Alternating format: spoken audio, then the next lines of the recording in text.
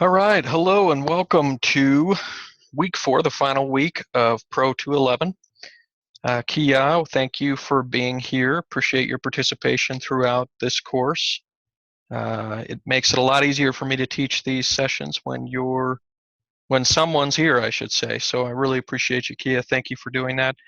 Hopefully we make it worth your time, give you some good information, some good feedback, some good discussion, and give you the opportunity, since you're here, to ask questions, resolve any concerns that you have, ask anything that you would like to since you're here. Okay? So hopefully throughout the night you'll feel comfortable just to type in any kind of questions that you have, and we'll give you opportunities to ask, and hopefully once in a while we'll have questions for you as well to keep you awake, to keep you interacting with the class. So again, thank you very much for being here, and congratulations on making it to the final week. You should feel very good about getting to week 4 of a mod. That means that you're in the final week. It shouldn't bring with it any anxiety in a class like this. You don't have a final test, a final big project, anything like that, but you do have a regular discussion board this week that's worth about a quarter of your grade. So careful that you pay very close attention to that you complete it, follow all the instructions. We'll go over those instructions tonight. But also, use this week. You've got plenty of time, no matter how far behind you find yourself in the class. You've got plenty of time this week with sufficient effort, energy, and time to get caught up and to pass the class.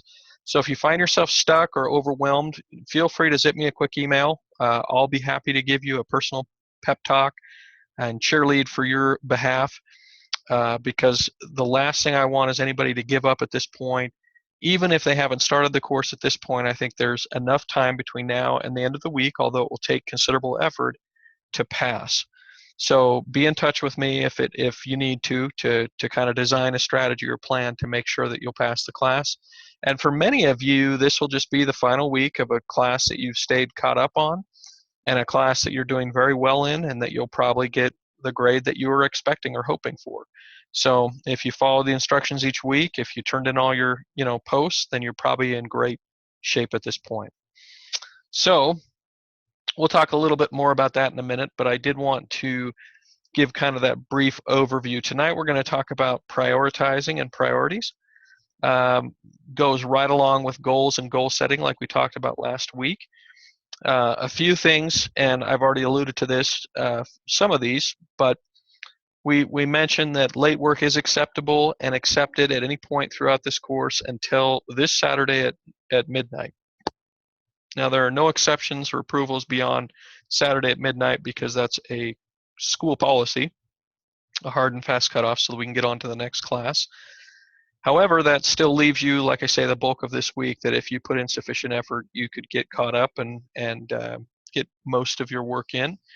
And of course, if you got your work in, you'd get most of the credit. We do discount you some for being late. Now this week, in addition to the normal discussion board and the normal situation with checkpoints, you also have a short feedback quiz. It's that career integration quiz that you just give some constructive feedback on, and shouldn't be any big deal at all. I give full credit if you'll just participate on it and put some effort into it. So it's not anything to be stressed about. And so, yeah, just make sure you get that completed, though, as well as the checkpoints and discussion board for this week. So one additional minor, very small item that doesn't take very much time, but worth 15 points, so very well worth your time, and an easy way to get 15 points this week, that career integration quiz. You may all have already seen the course feedback or course evaluation.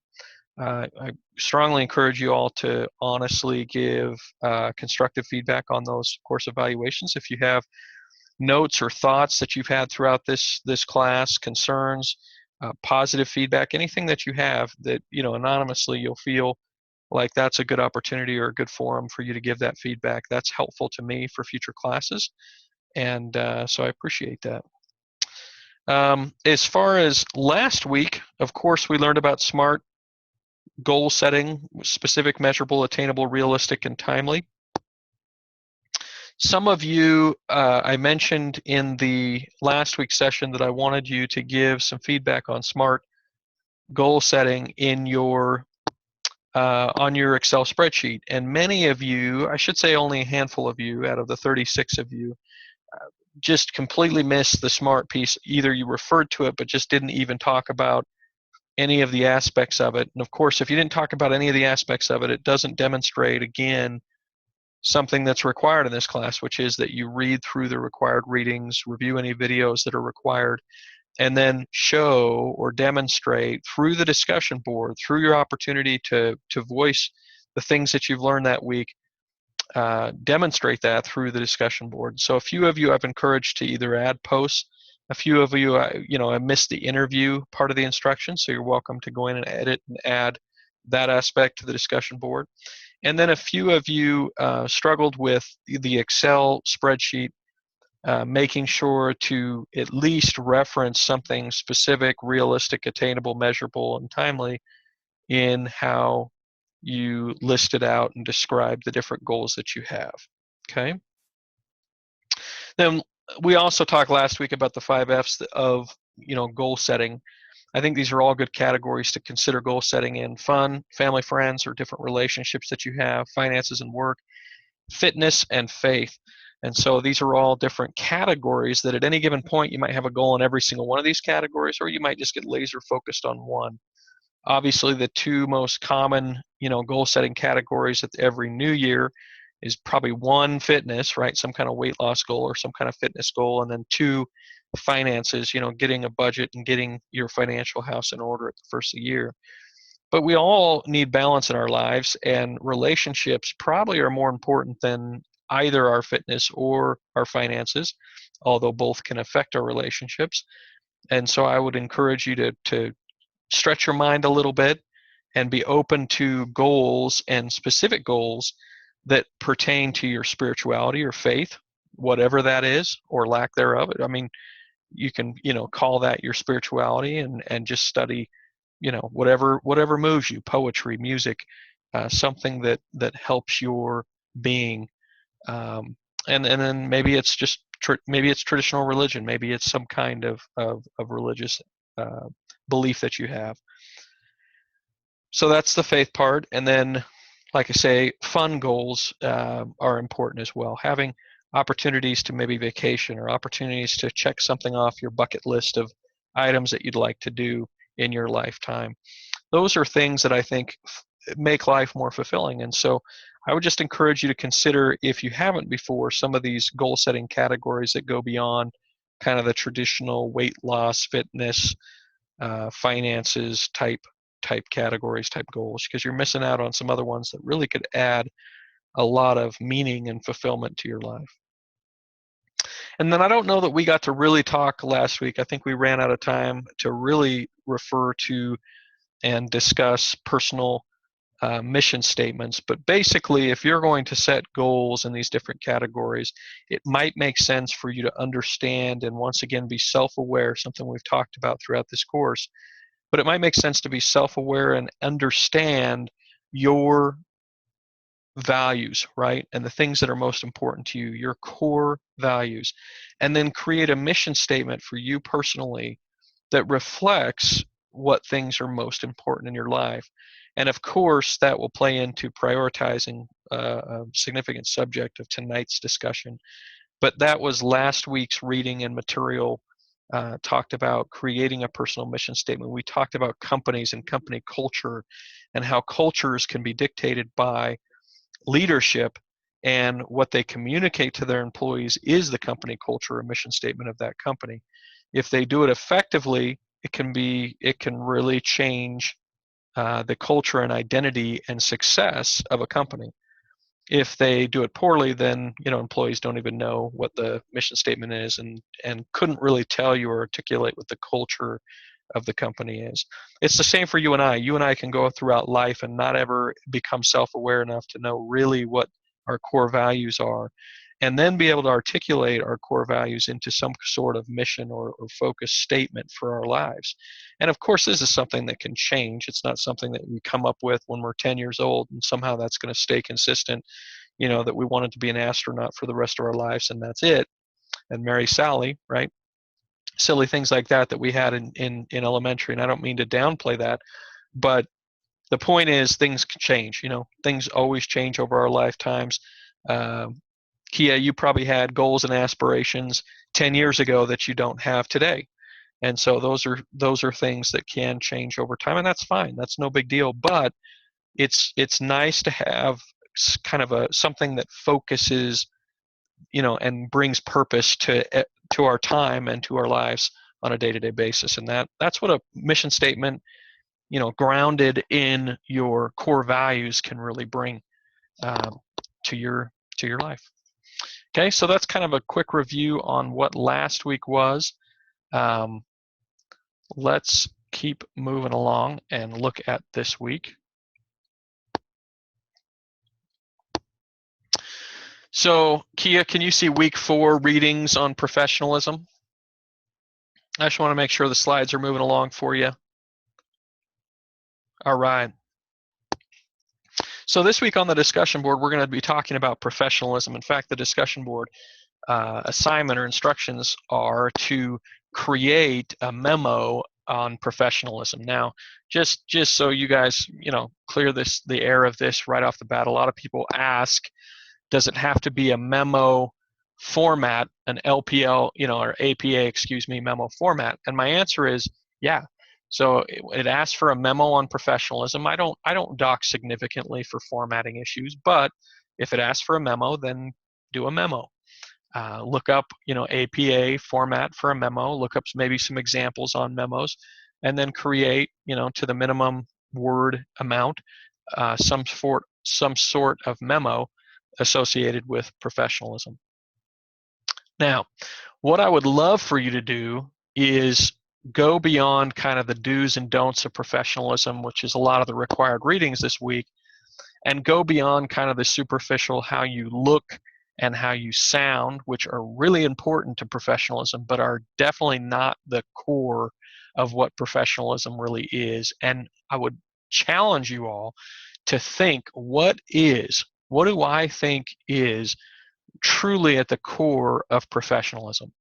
And I think we'll have some different opinions. For me personally, as I've studied this out, and I reserve the right to change my opinion on this. This isn't science, right? This is just our opinions. That's what a discussion board is for each week. But for me, professionalism has everything to do with integrity. And when we talk about integrity, it's just a self-awareness and honesty with ourselves.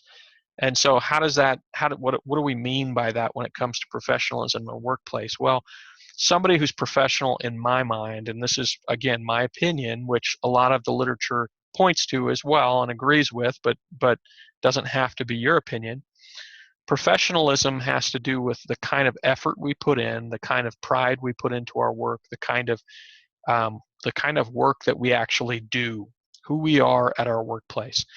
Are we trying to be as good as possible, as honest as possible in getting paid for doing our very best work?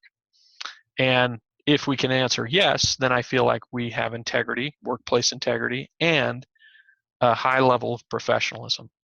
Folks who are not professional do not take seriously the fact that they are getting paid to do their best and to do their best work and to try to add value, to try to be a value maximizer, this value maximization principle of all businesses, and that is to bring value to ownership, or stockholders of that particular firm.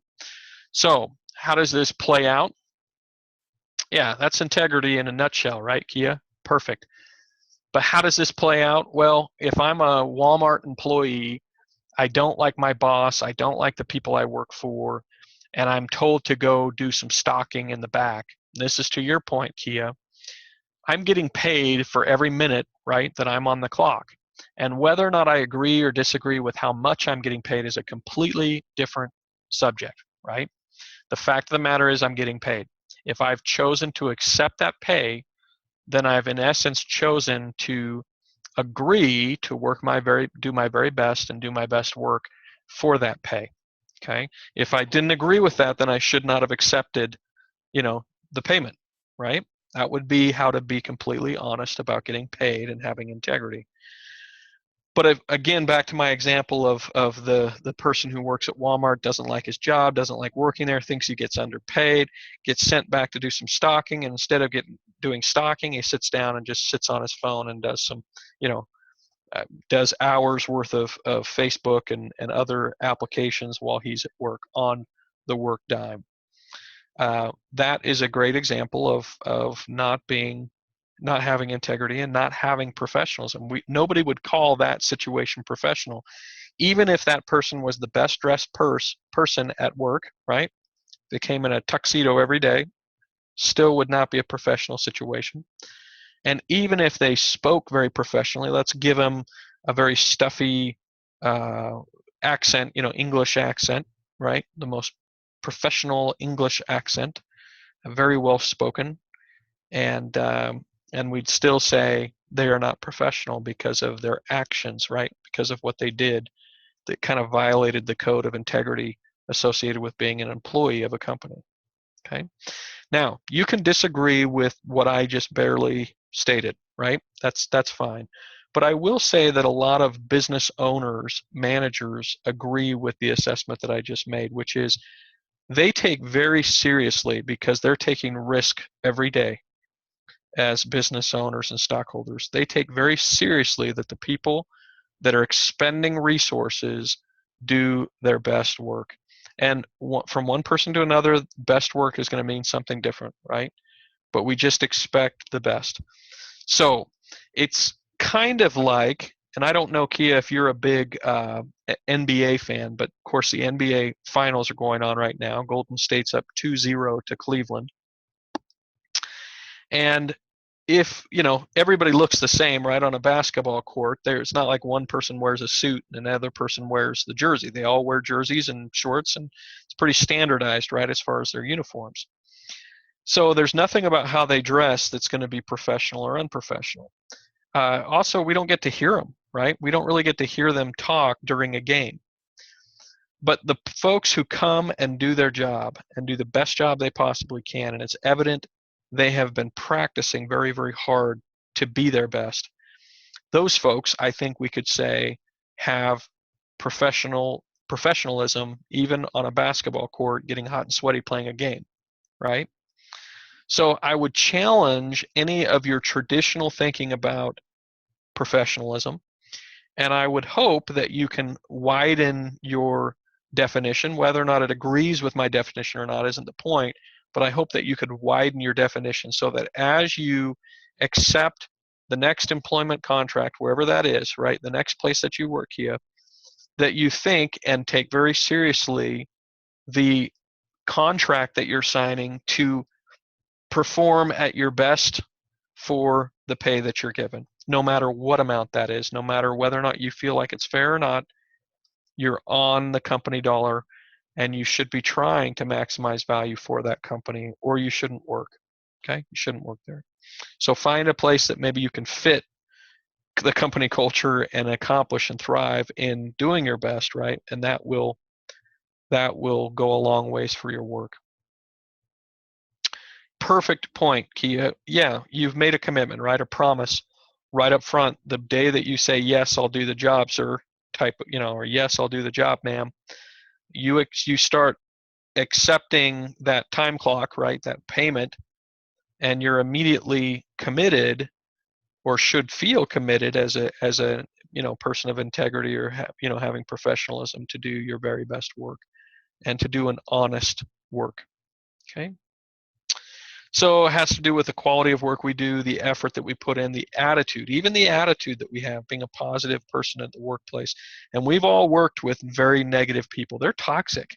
They can make our work life horrible if they're just always being negative about everything associated with our workplace. And then we've all worked around people that are positive, and sometimes those positive people drive us crazy, right? Because they're positive and happy about everything. But even if they kind of drive us crazy because they're positive and happy, I'd much rather have that than the alternative where everything's doomsday and negative and toxic, because that makes the workplace a lot harder, makes it a lot more difficult to stay positive ourselves. We also want a workplace environment if we're really trying to have a professional workplace where we have self-improvement, where we're trying to improve ourselves, and where we effectively manage our time. So all those things play into professionalism, how we act.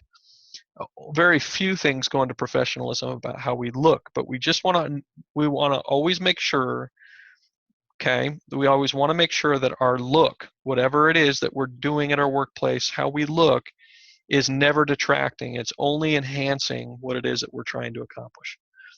So just as an example of that, if I work at Chick-fil-A, I have the uniform, right? It's my pleasure. I say what I'm supposed to say. If I let my uniform, let's say my shirt, right, that's been issued by the company, get really, really, really greasy and dirty, I don't clean it, it smells bad, and it looks bad, obviously we can all agree that that's not professionalism. That's not professionalism. Professionalism is making ourselves, clean and tidy no matter what it is that we're expected to wear. And if we have choice in what we're expected to wear, like I mentioned before, we just want to make sure that's not a detriment or a detractor from the job that we're trying to do. And if anything, should be an enhancer, right? And, any workplace situation, a little bit of professionalism when it comes to how we look can go a very long ways. But like I say, not the most important in my mind to being professional. All right, so we've got some articles on professionalism, and that's what you have as your main topic of this week's discussion board. However, there's also some readings on time management and some tips on how to be better at managing our time. So we might say, hey, I think I'm pretty good at trying to do my best, but what happens is I get to work, I work real hard, I feel like I'm working hard throughout the day, but I'm just not accomplishing that much, and I don't feel like I'm making a lot of progress. Many of us feel that way because our work is kind of chaotic, right? We have phone calls, we have emails, we have text messages, we have an instant message, we have mail, we have fax, we have all kinds of things that we're getting bombarded with throughout the day. And, we've got to be able to manage the work that we have to do and make the most of our time that we do have. So just like a budget, the first thing that we need to do if we're really going to get serious about managing our time better is track it. Make sure that we know what we're doing with our time and be able to identify waste, be able to identify, needs that we have that we can insert and be able to prioritize. But we can't prioritize and understand the needs that we have and understand the waste that's happening, just like in a budget, if we don't track our time and what we're doing with our time. So track it, schedule it. Don't allow your life to take control of you. You take control of your life by making a calendar, making a schedule, and putting things down so that you live life with more purpose and direction. Another thing, at least 50% of your activities throughout a day at the workplace should be focused on the most productive activities that you have. So let me just give you an example of my work. My work, I have a lot of different modes of communication. People can walk in and visit with me. I have different bank partners that come in and visit with me, call me, email me. I have clients that do the same. My most productive activity, though, is actually calling new prospects in order to accomplish, closing new business. And if I don't force myself to spend time every day doing that, calling out to new prospects that have been referred to me from different bank partners that I have, then it doesn't happen. I get caught doing 100 other things, and I get to the end of the day and I haven't done things that are the most productive things unless I've actually time planned, and made sure I've got a plan for those more productive activities. You also need to make sure, though, that you're realistic about interruptions. This, again, I keep referring to budgets, but again, we need to be able to forgive ourselves if something goes wrong with our budget and we have to spend a little bit more than we expected on a car or our house or our family or friends that need our help. Different things like that happen with a budget. They also happen with time, right? We think we're doing great. We've got our whole day planned out, and then somebody that's important to us, some relationship that we have needs us, right? And we end up spending 10 or 15 minutes or even a half hour, an hour focused on them. And I don't think anybody would tell you that that's a bad thing.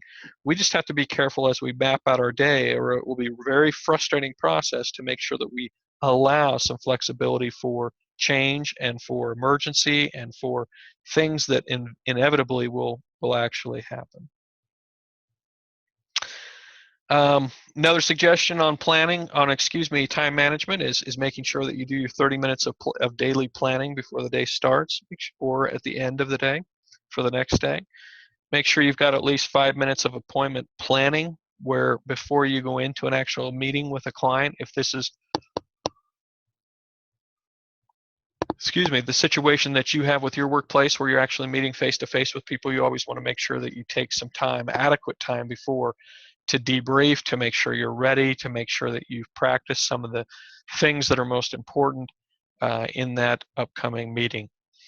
Another option is to have kind of a do not disturb situation. A lot of business owners and managers, supervisors feel like they have to have an open door policy. That's something that's celebrated in corporate culture. If you have an open door policy, it means that anybody can interrupt you at any time. If it works, it works, but sometimes the reality of having an open door policy is that if you always have your door open to your employees, you may always have an employee opening your door to visit with you about something or complain or ask about something. And so it's important, if you're trying to be productive, to make sure that you've actually that you stop the distractions at any given point so that you can do it. This one's a hard one for me, but basically the suggestion is that you don't use different forms of communication throughout the day, but you actually have scheduled times for those things so that they don't derail you from the things that you should focus on most. I think it's a great idea. I'm just not very good at it. Turn off social media. Obviously, it can be a big time waster. And make sure you understand kind of the 20-80 principle. You don't need to get everything done every day, but you do need to make sure you're focusing on the Pareto principle, which is that 20% of your productivity, 20% of your activities accomplish 80% of the work. So 20% of the things that we're actively focused on accomplish over 80% of the actual accomplishments that take place. So what does that mean? Usually what it means is that we're focused on things that don't make us very productive and successful. If we'll just really take control and focus on those things that are productive and in our best interest, then we can be accomplishing and be a lot more successful with our day, with our time. All right. Kia, any questions? Any of these things that you've tried at your workplace that have worked well?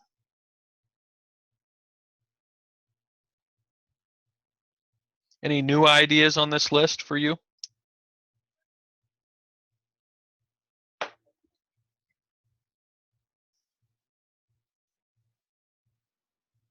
Nice.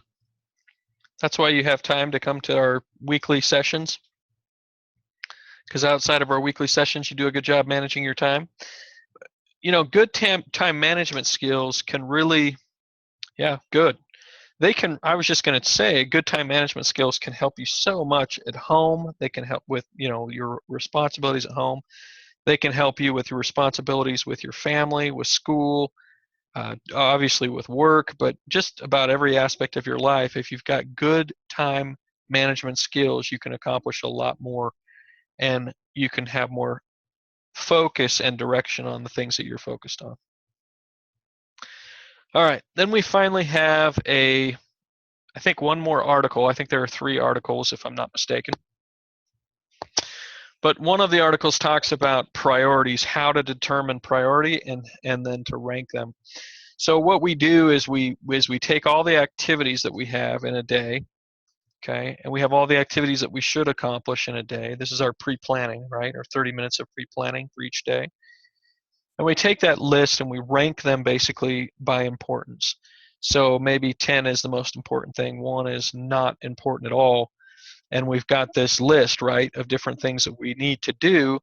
And very simple, we just rate them, and then make sure that we understand what's most important, and then go through a process of accomplishing things one at a time, but not the shotgun approach where we just react to everything. We're actually taking control and focusing on the things that we choose to focus on that are most important. Okay, pretty straightforward. but they obviously, if your personal goals are the most important thing in your lives, then you're going to prioritize them above, professional goals and other goals that you might have or other people might have for you. So it just, again, your core values come shining through when it comes to prioritization. You might prioritize Kia school, right? That might be your top priority over anything else. You're going to focus on being a great student and make sure that you get the right grade. The next person that you come across in the class might not have a priority be school at all. In fact, they might have 20 priorities above school, right? Their kids, their spouse, their family, their friends, their home, their garden, their favorite sports team. They could, in reality, have a lot of different things that take precedence over school. And you and that other person might still get A's. It doesn't mean that one of you's definitely going to get A's and one of you's not. That can have a lot to do with aptitude and focus and how much effort and energy and time you can put into these classes. But it doesn't have to dictate, your outcomes, right? Whether or not you're focused on professional or personal or whatever it is that you have as core values, you could end up with the same result as the next person. You could have a wonderful family, even if your family isn't your top priority. You could be a wonderful religious and spiritual person, even though religion and spirituality might not be the top thing that you're focused on. So everybody can be a little bit different on that as far as how they prioritize, but it's important for us to understand our core values, to rank them, and because then we can prioritize our time more effectively and break down where things should lie in our kind of a hierarchy of time utilizers, right? The hierarchy of time utilizers, the things that are going to utilize our time and the rank that they should be.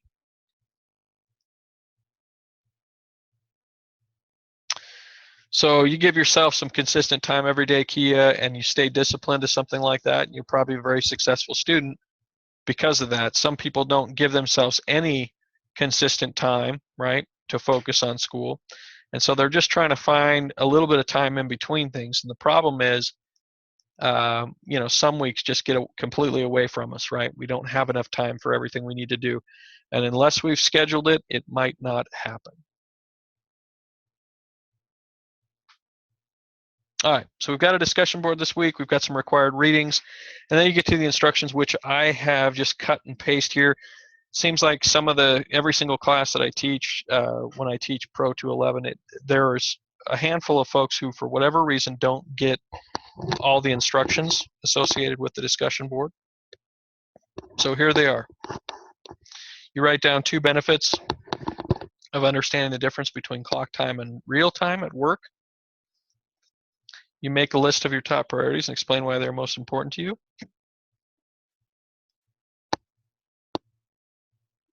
You describe your most important priorities at work. Are they similar to your boss's priorities or not? And if they're not the same as your boss's priorities, how does that affect how successful the company is for you? And what are different between, what are different, what are the same as far as your priorities between work and home? So just kind of an interesting exercise. Like I say, ultimately you're going to be doing a memo on professionalism. That's the number one priority, but you're going to be answering the questions that I've put down on this slide as well within this week's discussion board. Okay. Any questions, Kia, on this week's discussion board? What's expected? I don't recall whether or not it goes down to 2 peer responses again, but just make sure you double check that, whether or not you're supposed to have 2 or 3 peer responses in addition to your main post, and make sure your main post, of course, is done by Wednesday at midnight if you'd like full credit, which would include the professionalism memo and also answering the questions that I've put on this slide that are in the instructions as well. Throat is dry tonight. I wasn't even rooting that hard for the NBA Finals. Kia, who's your team? Golden State or Cleveland? Are you rooting for one of those?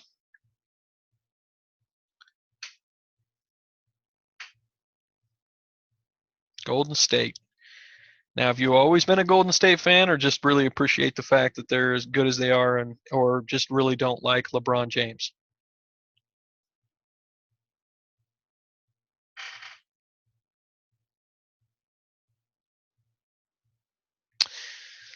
So while you're thinking about that, the next slide, which by the way, I think you're having championship team there. I don't think there's any question that Golden State's going to be able to pull it off this year.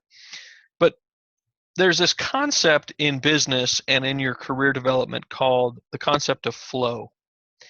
And this is a very simplified approach to it, this diagram, but basically the idea is if you are in your flow channel, you're productive, you're fulfilled, you're accomplishing a lot, you're challenged, you're doing a lot of good work. You're highly productive in that flow channel that goes diagonal right through the middle. Okay? Then up above, you have the level of challenge, or excuse me, on the left side, you have the level of challenge. On the bottom side, you have the level of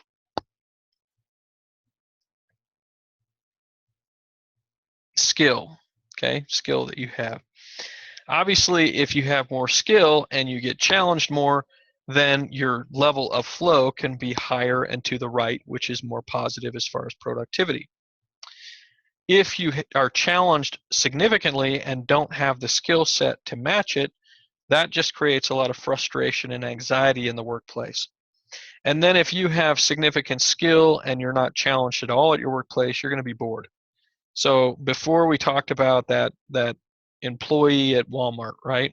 Who's just wasting his time because he just doesn't like being there, he doesn't want to be there, and he's bored and he doesn't have integrity enough to stay busy even though he doesn't like what he does to take that paycheck honestly, he should work a little bit better.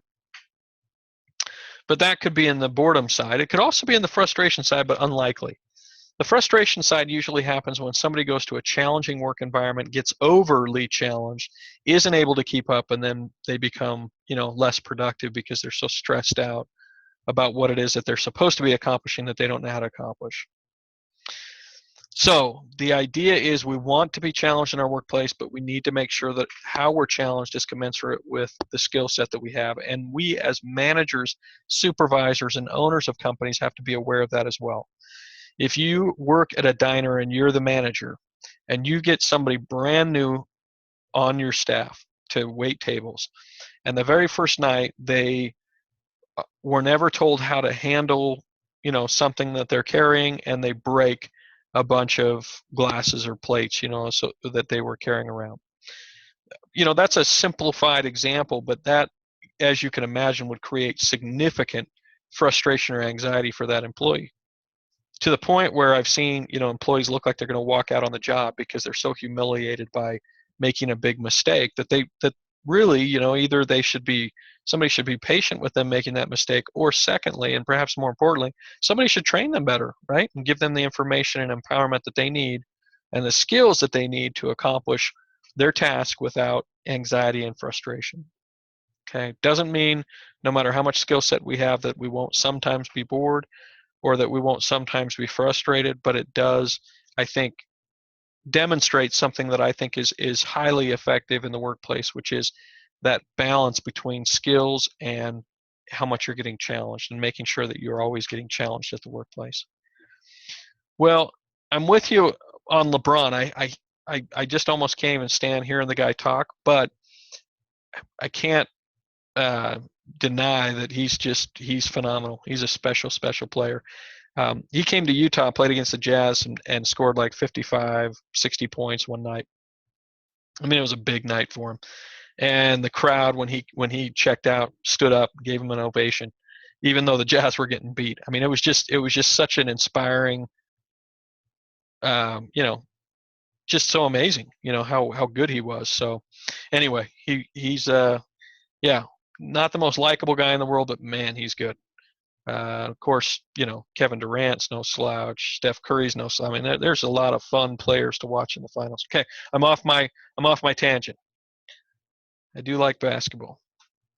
All right, here is a quadrant that I think is one of the most effective time management tools that's out there.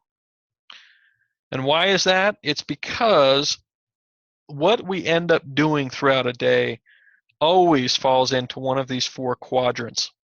Okay, one of these four quadrants. It's either urgent or not urgent, and it's either important or it's not important. Okay, so everything that we do at home, at workplace, you name, wherever we're taking and using time, you could fill whatever you're doing with your time into one of these quadrants.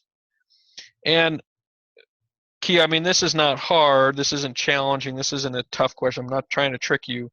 If we're in our workplace, okay, if we're in a workplace environment trying to maintain a high level of professionalism and workplace integrity, which quadrant do you think we should try to spend most of our time on? So just say top left, top right, bottom left, or bottom right. Or you can list it by what it is too. Doesn't matter. Which quadrant should we try to spend most of our time in if we're trying to have a high level of professionalism and integrity at our workplace?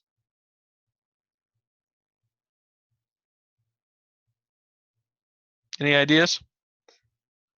There's no game tonight. Maybe something else has got you. Yeah, perfect. Thanks for answering, even though I was giving you a little bit of a hard time there. I'm just kidding around.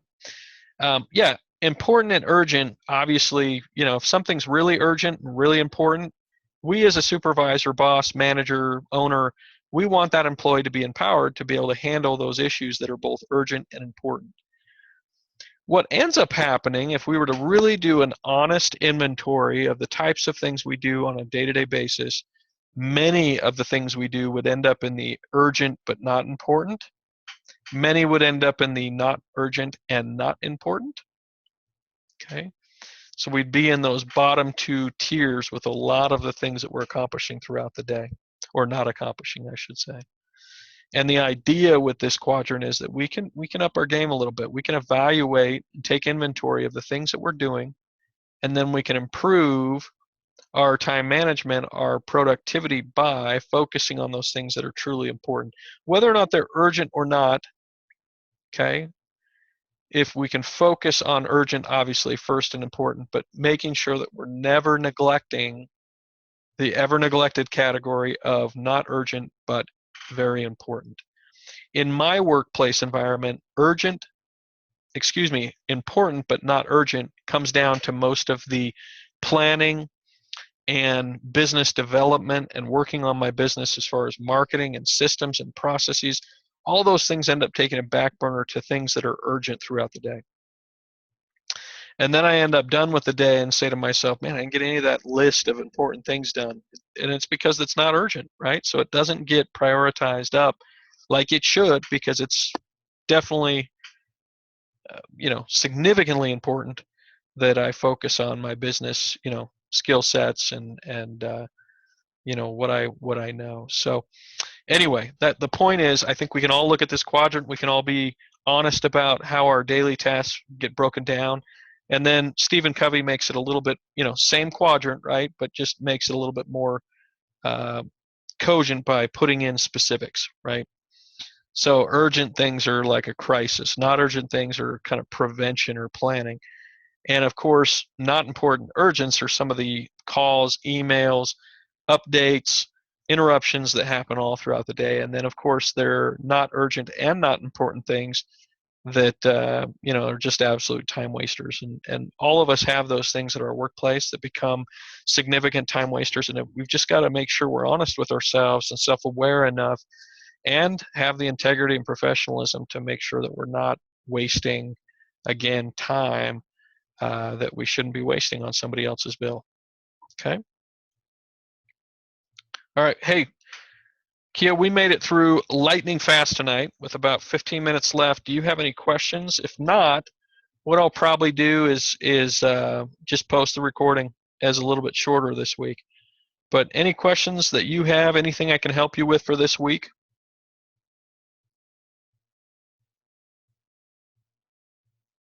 Okay. Thank you again for coming and participating. Have a great week this week. I hope that you get the grade that you were hoping for from this class. If you get stuck on anything, let me know. And I want to see, I want all of you, obviously the best for all of you, but I want all of you to, I just wish you all success getting your degrees. I think it opens so many doors, and I applaud you for your willingness to go back to school and advance your careers and education through the schools. So anyway, have a great night, have a great week, and if I don't talk to you or see you again, good luck with the rest of your educational pursuits. Have a great night.